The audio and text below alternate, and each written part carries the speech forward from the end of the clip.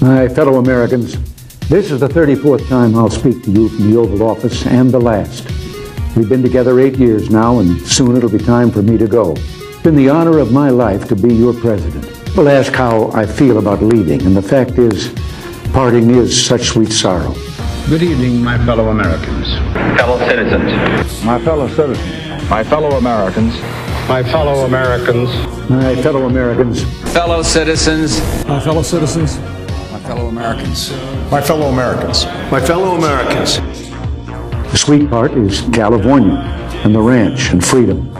The sorrow, the goodbyes, of course, and leaving this beautiful place. I've been thinking a bit at that window. I've been reflecting on what the past 8 years have meant and mean. And the image that comes to mind like a refrain is a nautical one. A small story about a big ship and a refugee and a sailor. It was back in the early 80s, at the height of the boat people, and the sailor was hard at work on the carrier Midway, which was patrolling the South China Sea. The sailor, like most American servicemen, was young, smart, and fiercely observant. The crew spied on the horizon a leaky little boat, and crammed inside were refugees from Indochina hoping to get to America. You know, down the hall and up the stairs from this office is the part of the White House where the president and his family live. There are a few favorite windows I have up there that I like to stand and look out of early in the morning. The view is over the grounds here to the Washington Monument, and then the Mall, and the Jefferson Memorial. But on mornings when the humidity is low, you can see past the Jefferson to the river, the Potomac, and the Virginia shore. Someone said that's the view Lincoln had when he saw the smoke rising from the Battle of Bull Run. Well, I see more prosaic things. The grass on the banks, the morning traffic as people make their way to work, now and then a sailboat on the river. I see it. There were two great triumphs, two things that I'm proudest of.